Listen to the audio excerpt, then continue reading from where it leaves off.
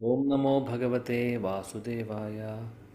Om Namo Bhagavate Vasudevaya. Om Namo Bhagavate Vasudevaya. Om Ajnanatimirandasya Jnananjana Shalakaya Chakshurunmilitam Yena Tasmai Shri Gurave Namaha. Shri Chaitanya Manobhishtam Stapitam Yena Bhutale Swayam Rupa Kadamahyam Dadadi Swapadantikam Vandeham Shri Guru Shri Udapada Kamalam Shri Gurun Vaishnavamscha Shri Rupam Sagrajatam Sahagana Raghunathan Vidam Tam Sajivam Sadvaidam Savadudam Parijana Sahidam Krishna Chaitanya Devam Shri Radha Krishna Padan Sahagana Lalita Shri Vishakamitamscha He Krishna Karuna Sindhu Dina Bandhu Jagatpade Gopesha Gopika Kanda Radha Kanda Namostude Tapta Kanjana Gaurangi Radhe Vrindavaneshwari Vrishabhanu Sude Devi Pranamami Haripriye Mancha Kalpatarubhyascha Kripa Sindhubhyevacha Patitanam Pavanebhyo Vaishnavebhyo Namo Namaha Namao Vishnu Padaya Krishna Prashtaya Bhutale Shrimade Bhakti Vedanta Swaminiti Namini Namaste Saraswate Deve Gauravani Pracharine Nirvishesha Shunyavadi Paschatya Deshatarine Jai Shri Krishna Chaitanya Prabhu Nityananda Shri Advaita Gadadhara Srivasadi Gaura Bhakta Vrinda Hare Krishna Krishna Krishna Hare Hare Hare Rama Rama Rama Hare Hare Hare Krishna Krishna Krishna Hare Hare Hare Rama Rama Rama Hare Hare Hare Krishna Krishna Krishna Hare Hare Hare Rama Rama Rama Hare Hare Mukam karoti vachalam pangum langayade girim yatkrpatamaham vande Shri Guru Dinatarinam Paramananda Madhavam Shri Chaitanyam Ishwaram.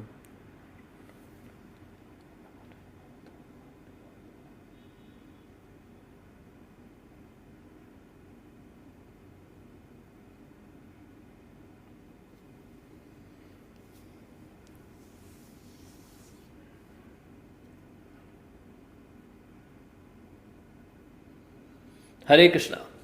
So, I would like to welcome all of you for our study of Srimad Bhagavad Gita. By Krishna's mercy, we have been studying the first chapter. So, we have reached verse number 30 last week. So, before we get into the discussion, I just want to say a few things regarding this topic. So basically the topic what we are discussing, the theme of discussion is Arjuna is giving so many reasons for not fighting. He's saying he did not want to fight, so he is giving so many reasons. So if you very precisely see, I can give you the reference of the verses from which verse to which verse. There are 5 reasons basically Krishna is mentioning. Arjuna is mentioning, and 5 different reasons. So, and these reasons we can see in different slokas.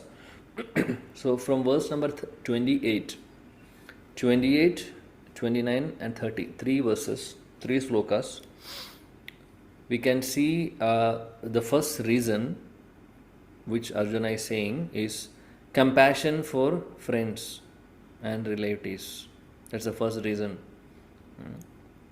First reason for not fighting. He's saying compassion. That's the reason. Reason number 1. You can note it. Whoever is taking notes, you can note it down. It will be nice to have this understanding also.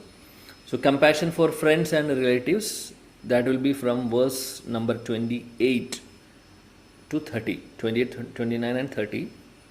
And Krishna is giving answer for this particular reason. He is addressing this reason by giving elaborate answer for this in the second chapter. We can see. So basically in the second chapter, from verse number 11 onwards to 11, second chapter 11th verse onwards, 30th verse, means he is picking so many verses about that is the place where he explains the the philosophy of soul. So we can see that from 211 to 30 is where is the is the section where Krishna is addressing the or the argument of or the reason for Arjuna for not fighting. Krishna is or countering that particularly or addressing that issue, saying that you don't have to be compassionate like this. I mean, you don't have to. Okay, compassion is good, but at the same time, your understanding is not proper. So let me make you clear that. So that 11 onwards, 11 to 30. Okay, that's the first reason and the Krishna's reply. Second reason which Arjuna is saying is from verse number 31 onwards till 35. What we are going to discuss today. From 31 to 35 in the first chapter. Arjuna is giving one reason. The reason is that he says there will not be any enjoyment even if we are victorious. This is one of the reason he is saying. He says no enjoyment even if victorious. We will see that today, by the way. But just as a glimpse, I am just mentioning to you. If you want to note it down, you can do that. So verse number 31 to 35, 5 verses. Arjuna is basically the theme is he's saying that no enjoyment. Even if we are victorious in the battle, there is going to be no enjoyment. We will see that why he is saying that. And Krishna is addressing this in the second chapter again, from verse number 231 to 237. Again, 8 verses he is speaking, 231 to 237. He is giving the reply for this particular second reason. Okay. Third reason Arjuna is saying that he is saying that fear of sinful reaction. He is saying if we are killing people, I am afraid because there will be reactions, sinful reactions for that.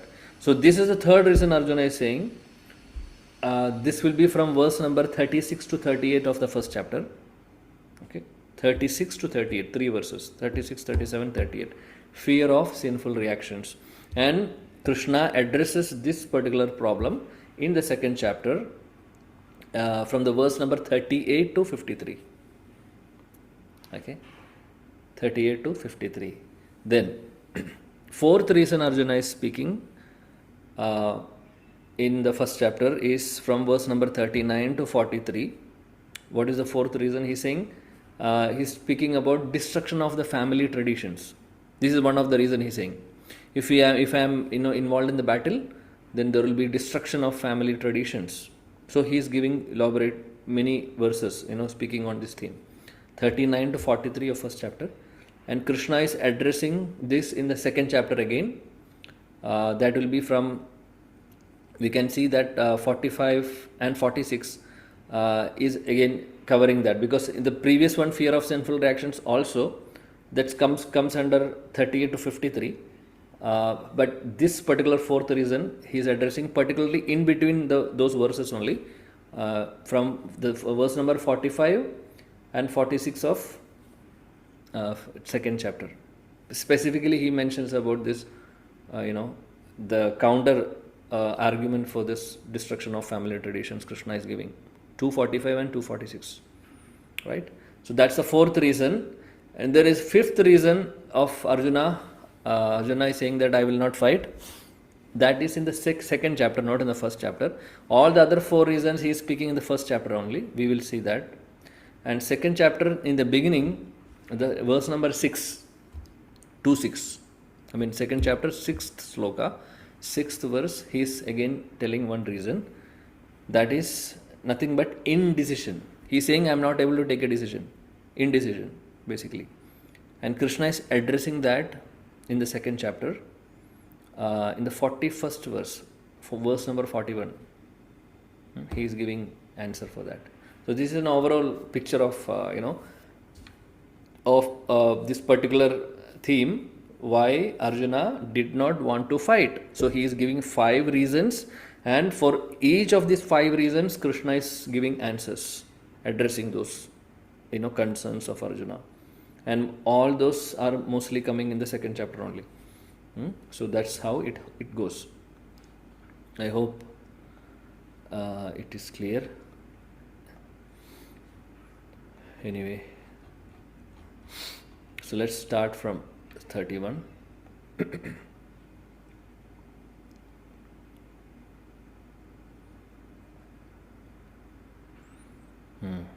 So, what is the second reason I mentioned? Anybody noted down? Yes. Yes. There Prabhuji, will not no be joy. any enjoyment even if we are victorious in the battle. Yeah, no enjoyment in the victory. Even if you're victorious, there is no enjoyment. That's the second reason. Arjuna is saying. So we can see that here from the verse number 31 onwards till 35.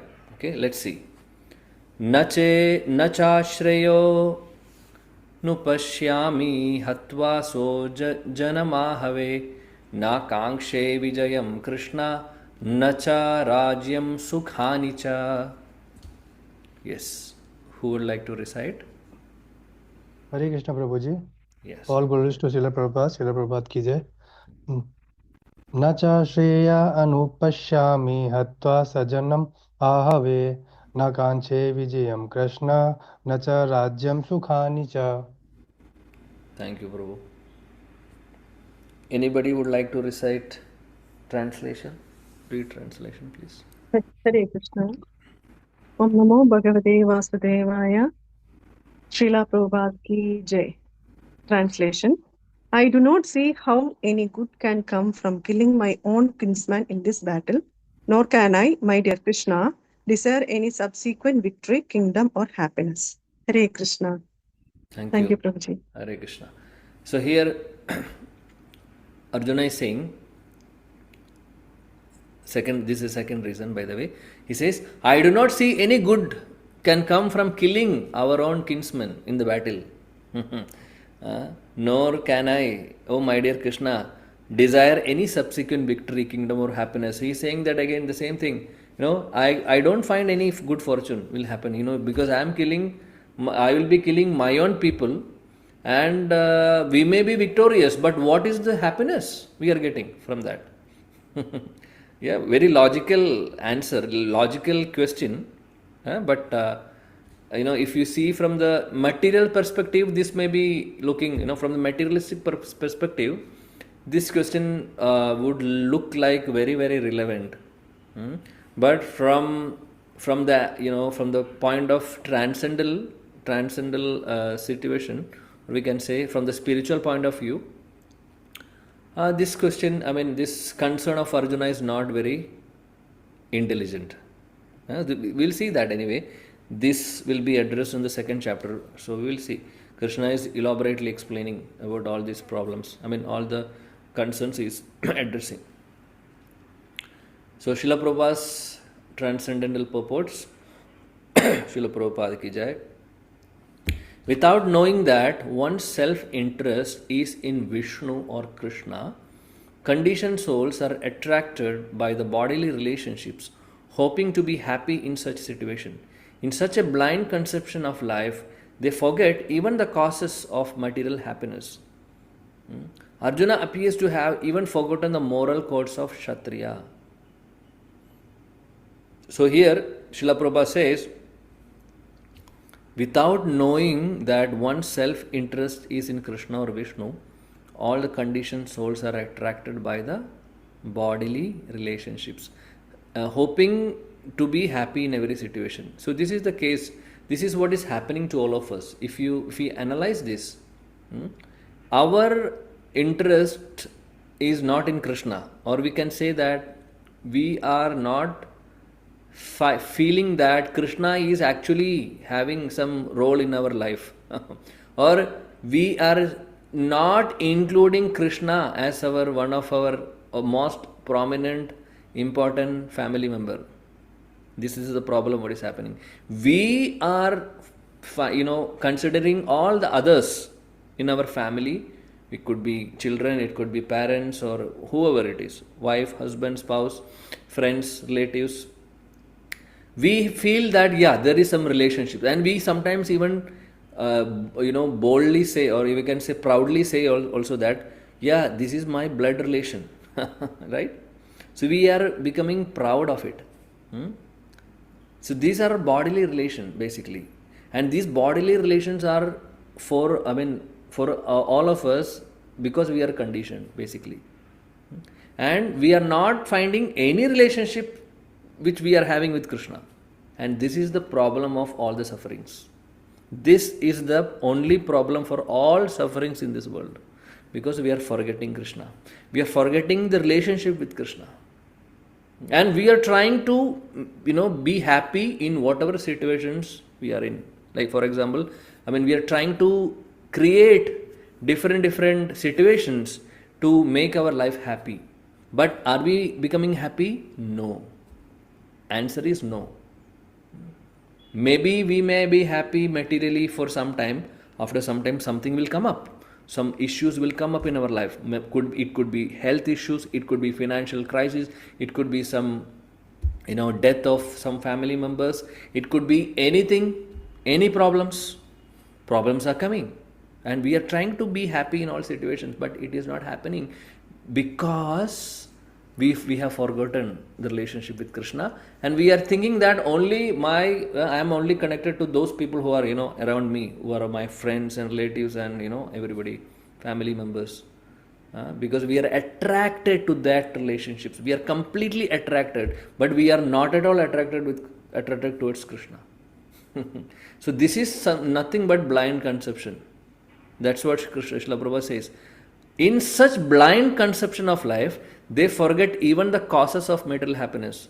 See, even material happiness also, when it comes, we think that, oh, this is the greatest achievement for me in my life. Material happiness means, what are some examples for that? Material happiness means getting a lot of money, or having very nice arrangement, nice facility for housing, and having nice facility for nice food 3 times a day. See, these are basically material happiness, sense enjoyment. And we are completely, completely enamored by all this material happiness. And we are forgetting the actual purpose of life because of this. So now here we can see Arjuna is behaving like a conditioned soul, like all of us. Though Arjuna is not in that level, but here in this situation we can say, we know that Arjuna is behaving like a normal conditioned soul, and he has now forgotten the moral codes of Kshatriya. Kshatriya should not think like this actually. Whoever is challenging for a battle, he has to fight. This is the moral code of Kshatriya, dharma of a Kshatriya. But he has even forgotten that.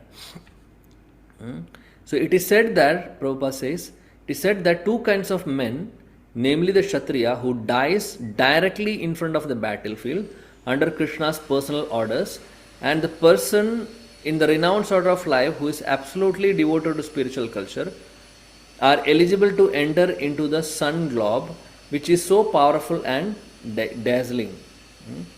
So basically there are, if we are, there are 2 options. First is that as a Kshatriya, Arjuna can fight as per the instruction of Krishna and win the battle. And even if he is not winning, or even if we are dying in the battlefield, we are not losing anything. For Kshatriya, this is the another advantage. Anybody who is killed in the dharmic war or dharmic. One second, let me just close the door.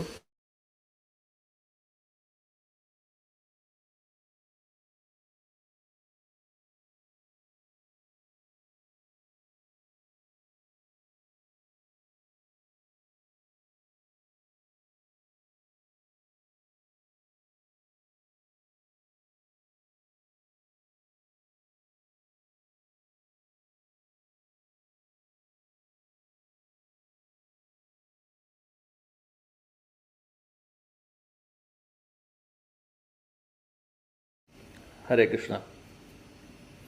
Thank you. So even if he is losing in the battlefield, if he are dying in the battlefield also, it is said in the scriptures that Kshatriya will attain heavenly planets. The Krishna will speak all this actually in the next chapter.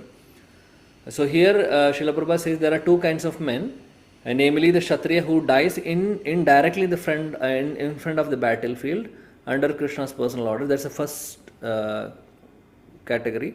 Second is that, and the person in the renounced order of life, who is like, renounced order means who has left all the family relationships, and who is absolutely devoted to spiritual culture, who is following the devotional spiritual culture, and they are also eligible to enter into the sun globe, which is so powerful and dazzling. So basically, sun globe is again, it's a sun planet like Earth planet. There are also living entities in the sun planet, by the way. We should not think that sun is just a planet is giving who gives light. So we should understand there are living entities like all of us in the sun globe also, sun planet also.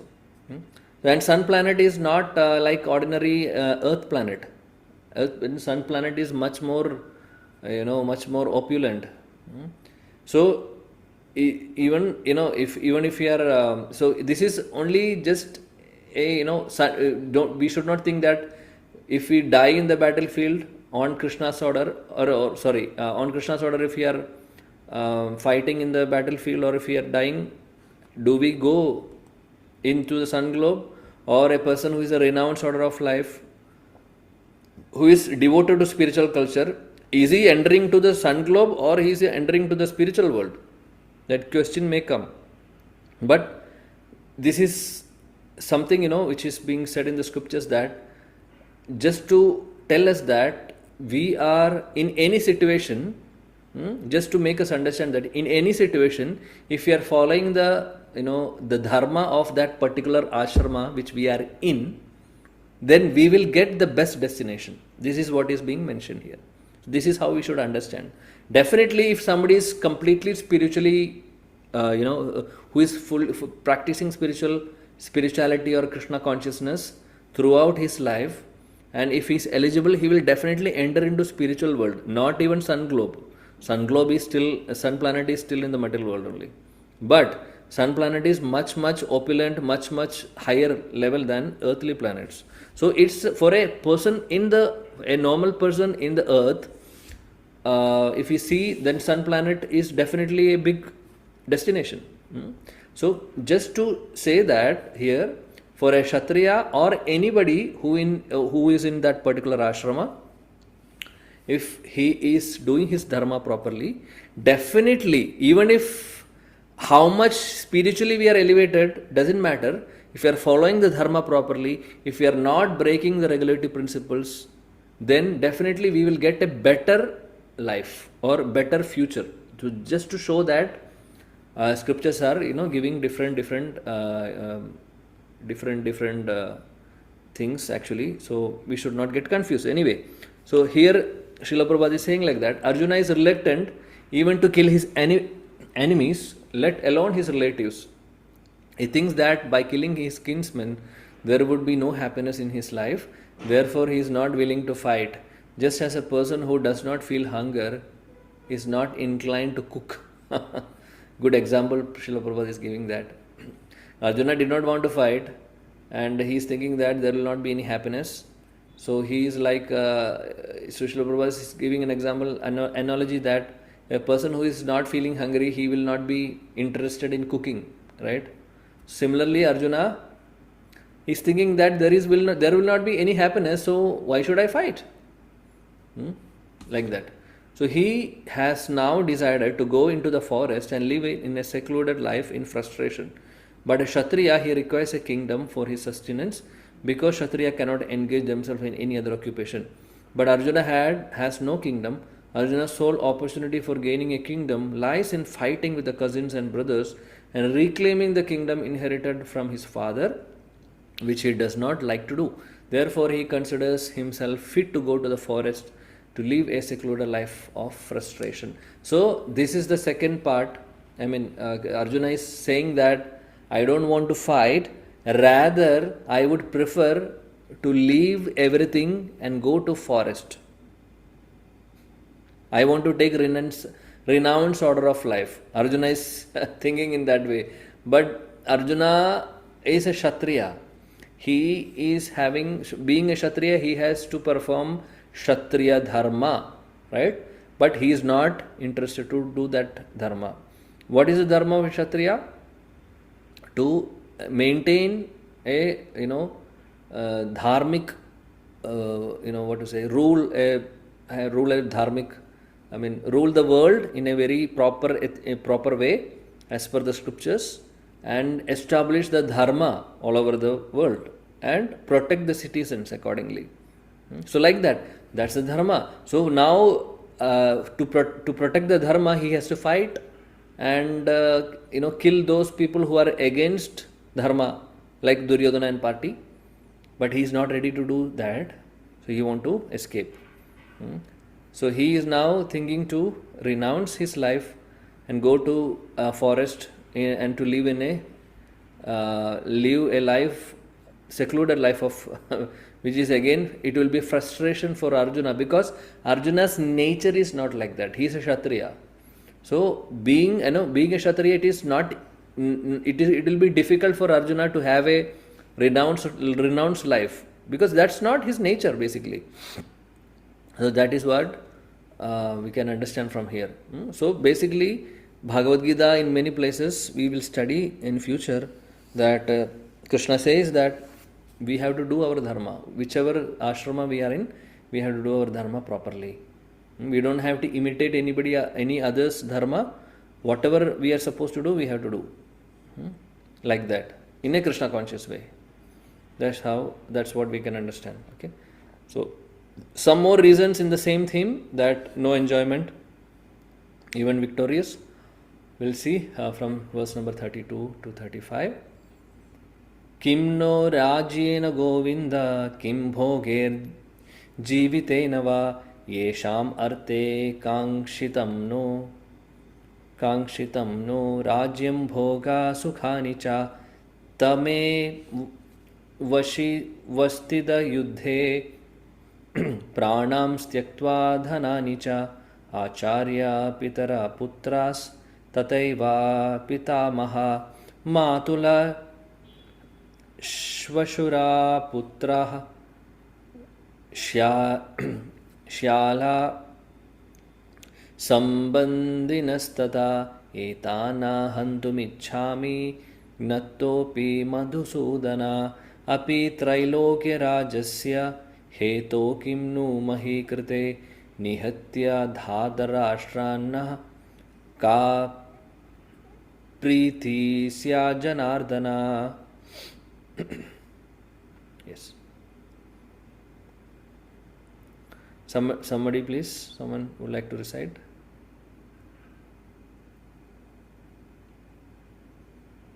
Hare Krishna. Hare Krishna. Hare Krishna. Hare Krishna. किं no राज्येन Govind किं भोगैर्जीवितेन वा येषामर्थे काङ्क्षितं no राज्यं भोगा सुखानि च तमेव स्थिता युद्धे प्राणां त्यक्त्वा धनानि च आचार्या पितरः पुत्रास्तथैव च पितामहा मातुला शुशुरा पौत्रा स्याला सम्बन्धिनस्तथा एतान्न हन्तुमिच्छामि घ्नतोऽपि मधुसूदना अभित्रैलोक्यराज्यस्य हेतो किं नु मही कृते निहत्य धार्तराष्ट्रान्न का प्रीति स्यार्जनार्दन. Hare Krishna. Thank you. Hare Krishna. Yes, translation please. Hare Krishna, Prabhuji. Yes. O Govinda, of what avail to us are our kingdom, happiness, or even life itself, when all those for whom we have desire them are now arrayed on this battlefield? O Madhusudana, when teachers, fathers, sons, grandfathers, maternal uncles, fathers-in-law, grandsons, brother-in-law, and other relatives are ready to give up their life and properties and are standing before me, why should I wish to kill them, even though they might otherwise kill me? O maintainer of all living entities, I am not prepared to fight with them, even in exchange of the three worlds, let alone this earth. What pleasure will we derive from killing the sons of Dhritarashtra? Hare Krishna. Hare Krishna. Thank you. Arjuna is saying, O Govinda, O Krishna, what avail to us are a kingdom, happiness, or even life itself, when all those for whom we may desire, them are all now arrayed on the battlefield. So again, Arjuna is saying that what happiness we will get. All of them are now standing, all the relatives are in the battlefield, and what gain are we going to get by killing them? And he says, teachers, fathers, sons, grandfathers, maternal uncles, father-in-law. We have seen all this in the previous verses also, right? Grandsons, brother-in-laws, relatives. They are all ready to give up their lives and properties and standing before me. Why should I wish to kill them? Even though they might otherwise kill me. Either I will kill them or they will kill me. Why we have to do all this? So when we think, oh, this is all very, very, apt question. We may think that Arjuna is having very right questions, basically, concerns. O maintainer of living entities, I am not prepared to fight with them even in the exchange of the three worlds. Oh, Arjuna is saying, even in the exchange of three worlds, let alone this earth, not only earth, even in the exchange of three worlds, I am not ready to fight, he is saying. So what pleasure we will derive from killing the sons of Dhritarashtra? Because they are all relatives, what pleasure we will get? So if we are thinking like a normal, ordinary conditioned soul, we may think that this is a very right concern, right? But from a spiritual perspective, this is not the right understanding, because he is completely thinking about only the body. He is seeing all the relationships and all the people are his permanent relatives. Actually no. So all of us, dear devotees, we should understand all the relationships in this world, what we have is all temporary. It's not permanent relations. And we may think that it is forever. No, actually. It is only for this lifetime, that's all. Whatever relationships we have, whatever, even our family members. We were not having the same family members in the previous lives. And next life, if we are getting a human form, we will not be having the same family. We will be having a different set of parents, different set of, everything will be different. So, but problem is that Arjuna is actually representing all of us and he is giving the concern. Because basically this is because of not having spiritual vision. So Arjuna is only thinking on the bodily platform. So bodily platform, the body consciousness is like we are considering ourselves to be the body first of all. Secondly, we are seeing everybody around us, like our friends, relatives or whoever it is, as our own.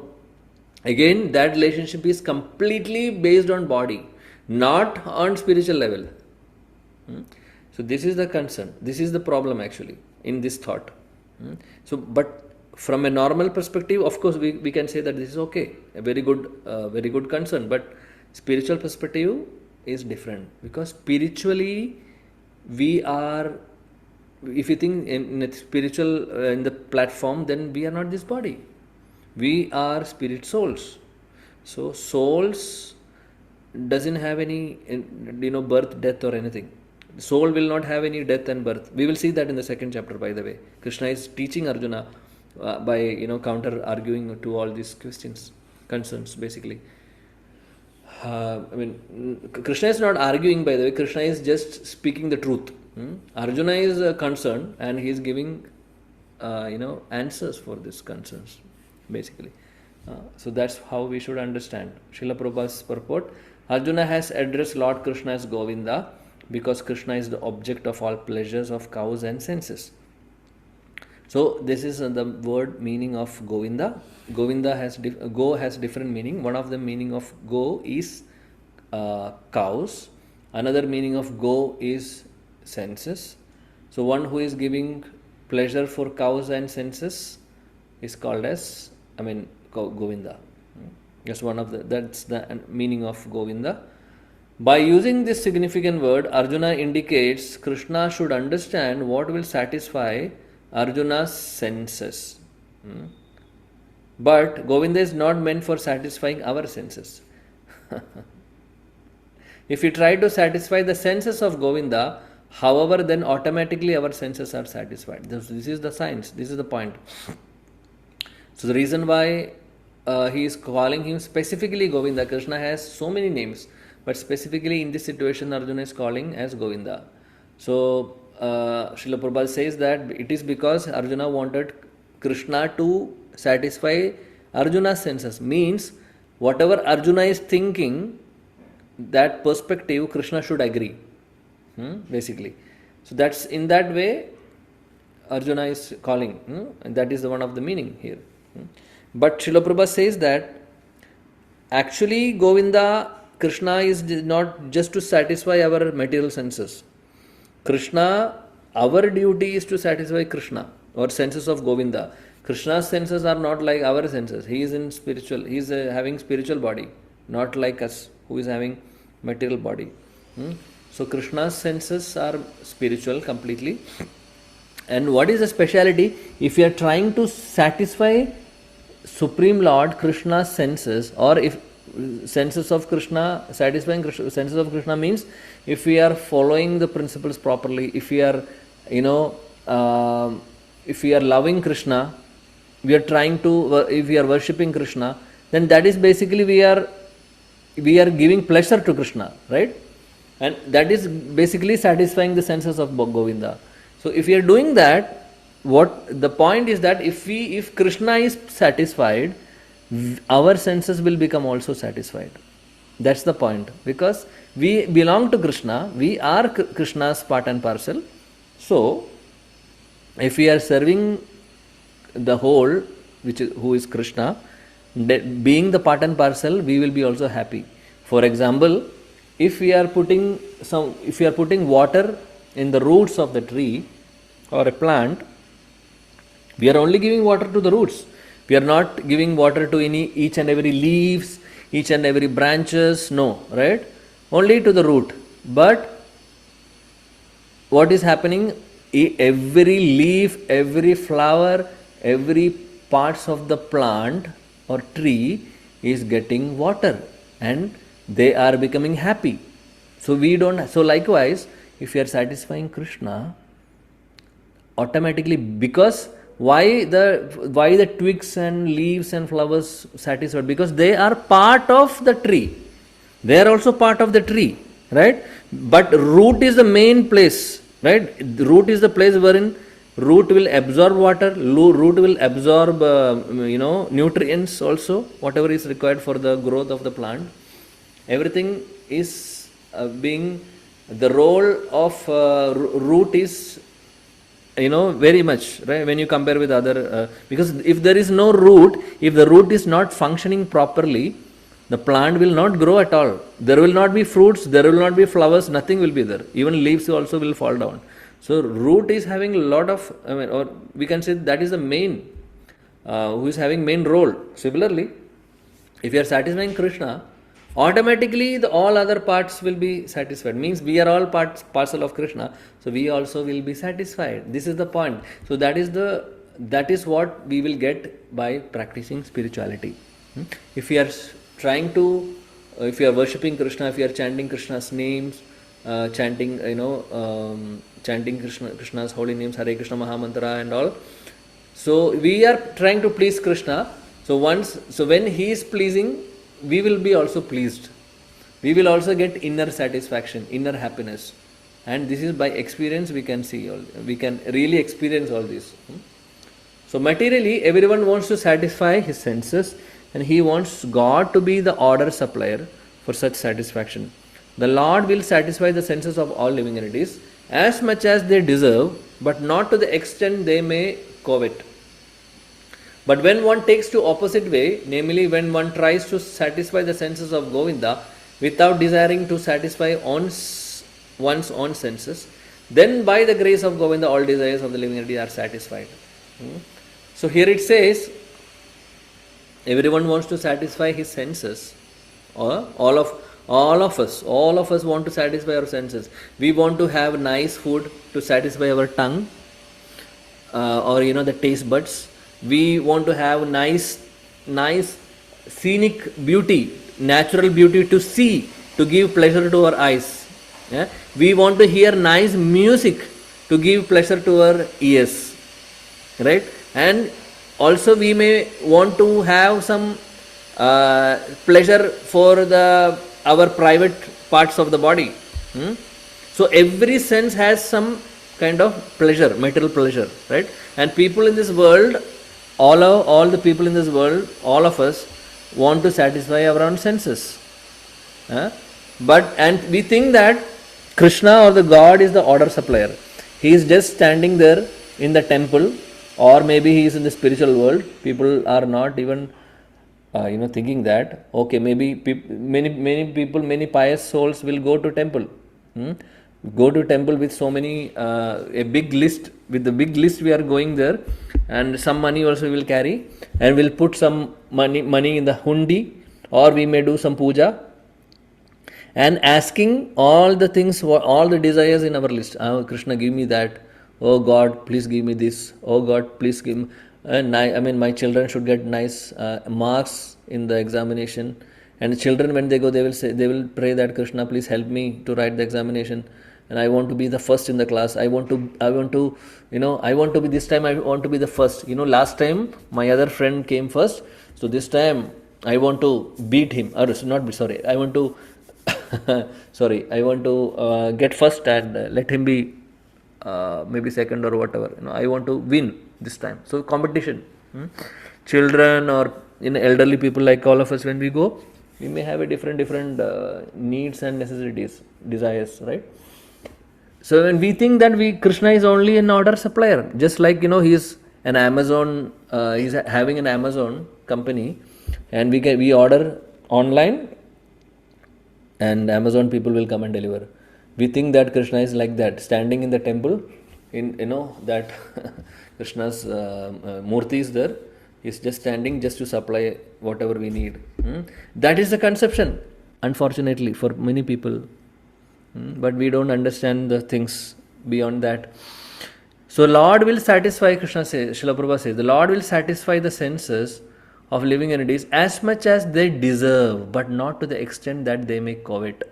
This is very important.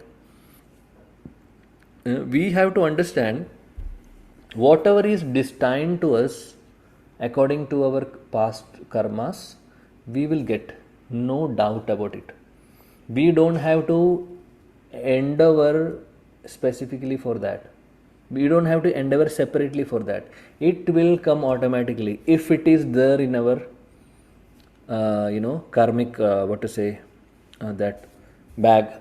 If that is going to be it is destined as per our karma, definitely we will get. For example, how much our money we want to have, or savings, anything we take, everything is pre-planned. I'm saying about material things, not spiritual. Spirituality is not pre-planned because it is our own desire. Material opulences, material things, everything is pre-planned. We don't have to endeavor separately for that. It will come automatically. So maybe think that if somebody is having bad job, they are not having proper job, they are not getting money, they are not having proper savings, because that is what is destined for that person. What we can do? But that should not mean that we should not work. We should sit at home. I will not work anyway. Krishna is going to give me. I don't want to work. No, that's not the right way. If we don't work, then we will not get anything. We will be zero. But if we work properly, sincerely, wherever we are, then what is being destined, then that we will get. But we have to do our part. That means we have to do our work. Not neglecting the work. That is completely against the scriptures. We should not be doing like that. We have to do our duties properly. But the result of the duties, whatever result we are going to get, that is already defined. I'm speaking again material things. Spiritual things are not like that, because everybody has different spiritual credits. Everybody has different material credits also. Material credits, it's coming from the previous lives. It is already there it will be matured. It will be matured from time to time. Whenever we want to Krishna, whenever that time comes of the maturity, like we put some money in fixed deposit in the bank, when it is matured we can take that money. Likewise, all our karmas are already there in the account of karma account, material karma account. So when it becomes mature, it will come to us. Spiritual account is not like. Spiritual account is ever increasing, never ending, because how much ever we practice spirituality, that much that will be carried forward even till the spiritual world, till we go there. I mean, in the sense that is going to be, even the normal material karma also will be there with us, as long as, till we take up Krishna consciousness seriously. Once one become a pure devotee, then all these karmas will not have any role. Otherwise, if we are just living like an animal, in the sense we are not worshipping Krishna, the Lord, we are not practicing religiosity, and we are just living like an animals, like food, shelter, and what is it, ahara, nidra, bhaya, maitunam, doing all this normal activities, not something beyond that, only eating, mating, sleeping, and fighting, nothing beyond, then that's an animalistic life basically, right? So that is very it will not be helpful for us for long run, because that will keep us always in this material world. But spiritual credits are not like. Spiritual credits will increase. For example, spiritual things, maybe we can't say completely, we can't say that it is our destiny, because my spiritual credit Krishna knows, your spiritual credits also Krishna knows, and Krishna will give us different opportunities in every life. Maybe he will send some sadhus or devotees into our life, so that if that because of that devotee association, if we are changing, then our spiritual progress will change accordingly. So even so because of that, what happens, it all depends upon the choice a person makes in the life. If a person who is taking Krishna consciousness or bhakti seriously in their life and working for it, and definitely he will be getting spiritual credits into his account, and that will not be predestined, that is not decided before, because the choices we are making now, we are getting that credits. And these credits even astrologer also cannot predict. This is the point. If we go to astrologer, he can't say beyond a point about our spiritual progress. He can say that yes, this person is having very much spiritual inclinations. He will become a devotee. He is very much having spiritual inclination. So that much only he can say. He can't say that whether we will go back to Godhead, whether we will go to spiritual world this life or next life, and all those things he may not be able to say. Maximum he may say yes, his spiritual inclination there. Then maybe he can say he or she will get a proper guru in the life, and spiritual progress will be there, if he is a good astrologer, who is good astrologer in the sense who is not just speaking something which is just to make money or something. Authentic astrology I'm trying to speak. Authentic astrology is, because astrology is also part of Vedas, so it's a science, it's a true science, it's not a fake science. But there are many astrologers who are just to make money, they are doing something which is not what we are speaking now. But other things, material things, is already predestined, as we mentioned, as per our karmas, it will be there. So we don't have to worry much about it. Already it is there, it will come to us. So we should be worrying about our spiritual progress. Material things Krishna will take care. We don't have to worry. So that's Srila Prabhupada is saying that Krishna will satisfy the senses of living entities as much as they deserve. See? So as much as they deserve means as much as we are destined to get. Krishna will satisfy. We don't have to worry. But not to the extent that they may covet. We may have a big plan, but that much we are not deserving. Then how that will be given to us? It's not possible at all. Hmm? So when one takes the opposite way, namely when one tries to satisfy the senses of Govinda without desiring to satisfy own senses, then by the grace of Govinda, all desire of the living entities are satisfied. So this is another thing. If we are trying to satisfy Krishna, we are not selfish. We are not selfish of our own sense enjoyment. If we are worshipping Krishna, if we are loving Krishna, we are trying to make Krishna happy, then automatically our senses will be satisfied. We don't have to worry. That doesn't mean that our material senses will. I mean, we will get so much of material, opulences. That doesn't mean that actually. What is the meaning of satisfying the own senses? See, we have now misconception. Our misconception is that if I make a lot of money, I will be happy. My senses, I will be happy. I will feel good. I will be feeling getting peace of mind. We have such thoughts. Actually, these are all wrong understanding. It's not the matter of, it's not having a lot of money. If we definitely we will not be having a peace of mind. That's not the criteria for getting peace of mind. Not making, but because we have a different wrong conception. This is the problem. So we think that particularly satisfying senses means the satisfying senses in our own perception, whatever perception we have now. But when we start worshipping Krishna, our perception will change. Our eyes will be, all our senses, each and every senses of our body will be happy because we are pleasing the Supreme Lord Krishna, and the perception of happiness will completely change. Whatever perception we have, in terms of whatever we think that this is the happiness for me, this is the if I do this, I'll be happy. We have some conception, right? This conception will completely change. We will feel happiness if we are practicing spirituality. We will feel happiness, but that is not comparable to the material happiness or what we think now. So our senses will be satisfied automatically if we are serving Krishna's senses. Arjuna's deep affection for community and family members is exhibited here, partly due to natural compassion for them. He is therefore not prepared to fight.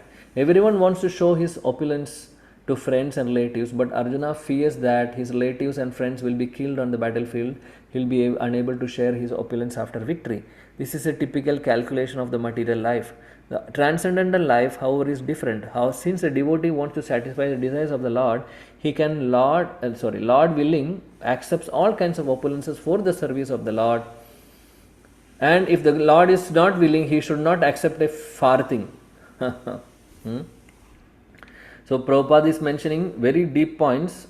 That's why we are taking a lot of time. See, we should understand this is only first chapter, but Srila Prabhupada is giving so much information, so much knowledge.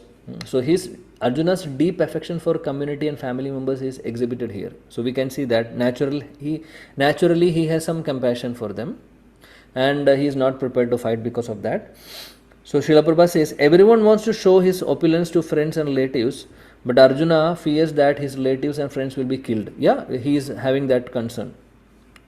And unable to share his opulence after victory. So Arjuna is thinking that what enjoyment will be there, because nobody is there to show. See, generally we all become happy more, how? When we try to show to others, that is what is giving happiness to us, right? Or if I am making if I am changing my house, if I build a new house, how others will perceive that? Others they will be because basically many of our things we are trying to our happiness lies on how others will see on our achievement. For example, if somebody is, very beautiful house, a very nice house you have constructed. So if somebody is, appreciating, will be very happy.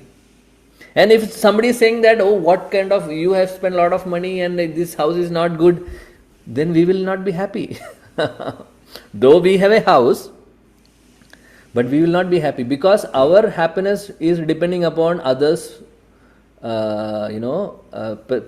basically perception. We are completely in that, we are always thinking in that way. So here Arjuna, here in this case also, Arjuna is thinking, I may win the battle, people will be killed, but nobody is there in front of me to share that joy. Everybody is killed. Then whom I will share my happiness? Right? Basic concern. So likewise, here, this is a typical calculation of material life. Very nice. That's the correct. Srila Prabhupada saying, this is the typical calculation of material life. So he is not thinking anything beyond material, conception. So next, where it is? The transcendental life, however, is different. One second. Something has happened to me. The transcendental life, however, is different. Since a devotee wants to satisfy the desires of the Lord, he can, Lord willing, accept all kinds of opulences for the service of the Lord. And if Lord is not willing, he should not accept a far thing. So again, if we want to satisfy Krishna, for example, and if Krishna willing, we may get so much opulences in our life, and we have to use that facilities what Krishna has given to us for serving Krishna. That is what we should do. Again, we may get those material opulences if Krishna is willing, and if he is giving to us, then our duty becomes not for our sense enjoyment. We have to use that in the service of Krishna. And if Krishna is not willing to give anything, then we should not accept. We don't have to have anything actually, basically, because everything, whatever we have, we should ultimately try to use it in Krishna's service. Otherwise, all these things will become a big hurdle, obstacle for us in our spiritual progress, because we will be getting attached to all these things, material things, and we will be here in this material world forever. Already we are here forever, but we are trying to escape from here, but that will not help. So Arjuna did not want to kill the relatives, and Arjuna, where it is, did not want to kill his relatives, and if there were any need to kill them, he desired that Krishna kill them personally. At this point, he did not know that Krishna had already killed them before their coming into the battlefield, and he was only to become an instrument of Krishna. So Arjuna is thinking that I don't want to kill Krishna. If you want this war to happen, if you think that people they have to be killed, then you kill. I am not killing. So. But Srila Prabhupada is saying here that Krishna has already killed, because by the destiny, by the providence will, by the will of the providence, already all the people in the battlefield are already in one way killed, because that is their destiny, already that is being decided. And Arjuna is just becoming an instrument only for Krishna. That's all, because Krishna is the Supreme Lord, and it is his duty to re-establish dharma. Yada yada hi dharmasya glaner bhavati bharata. Whenever there is a decline in the dharma, Krishna will come. So all these adharmis, Krishna has to uproot all of them and establish dharma in this world. So for that already Krishna has a plan. Already he has executed the plan also. But so that is what is being said. Already their destination is already done. Their destination, their future is like they will be definitely killed in the battlefield. People, whoever is in the opposite party, mostly everybody will be killed, and it's already decided, and it's already, Srila Prabhupada says, they are already killed, basically. And Arjuna is just becoming an instrument only, that's all. This fact is disclosed in the following chapters. As a natural devotee of the Lord, Arjuna did not like to retaliate against the miscreant cousins and brothers, but it was the Lord's plan that they should be killed. So we know this. The devotee of the Lord does not retaliate against the wrongdoer, but the Lord does not tolerate any mischief done to the devotee by the miscreants. See, this is again another important nice point. A devotee will never try to retaliate against the wrongdoer. So Arjuna is a devotee basically. That's why he is having compassion and all. So Arjuna is thinking that why should I retaliate? They are doing wrong things to me. Yes, I agree, but I don't want to retaliate. But Krishna doesn't like somebody is hurting the devotees. Krishna is so much attached to his devotees, and if somebody is disturbing his devotees, Krishna will take some action. Because Arjuna and Pandavas were all devotees of Krishna, pure devotees of Krishna, but Duryodhana and Pati were completely against Krishna. Krishna doesn't have any problem that because because Dhritarashtra and Duryodhana are not his devotees. Krishna doesn't have any problem for that. Krishna doesn't have any problem if Duryodhana and Dhritarashtra is hating Krishna. Krishna doesn't care if somebody is loving him or Krishna is only concerned about if they are disturbing my devotees, then I will not tolerate. Krishna is ready to tolerate anything which is done against himself directly. He will not speak anything. He will tolerate it. But if somebody is doing against his devotees, then he will take some action. That is the point. So Krishna loves his devotees a lot. He is even ready to take all the blame. Krishna is ready to take all the blame.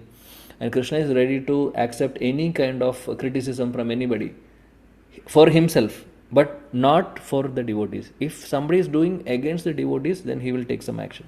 So here it is here that is what is happening. Because Pandavas were they are great devotees, and Duryodhana and Pati did wrong to the Pandavas. So now Krishna cannot stop there. So he want to establish dharma, at the same time teach the whole world a lesson also that dharma should win, adharma should be destroyed. The devotees of the Lord does not retaliate against the wrongdoer, but Lord does not tolerate any mischief done to the devotee by the miscreants. The Lord can excuse a person on his own account. This is the point we said. But he excuses no one who has done harm to his devotees.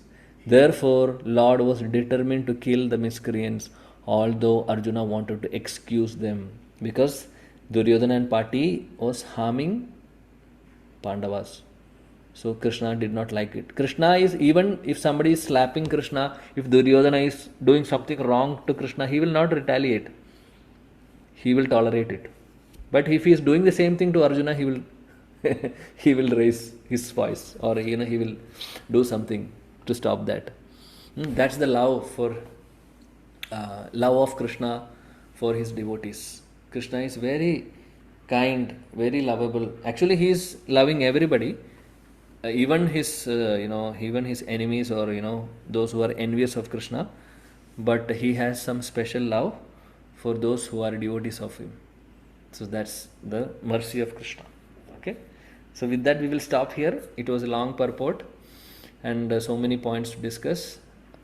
Krishna willing, we'll continue from verse number 36 in the next class. Thank you very much. Hare Krishna.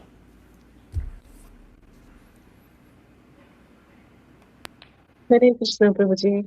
Thank you so much. Hare Krishna. Thank you. Hare Krishna.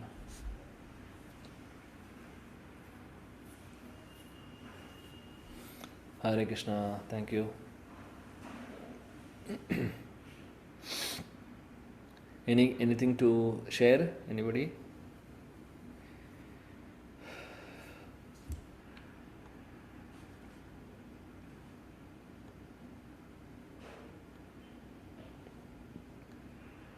Yes.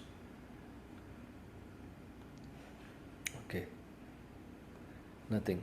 Okay. Thank you, Prabhuji. Hare Krishna. Pranam. Hare Krishna. Thank you.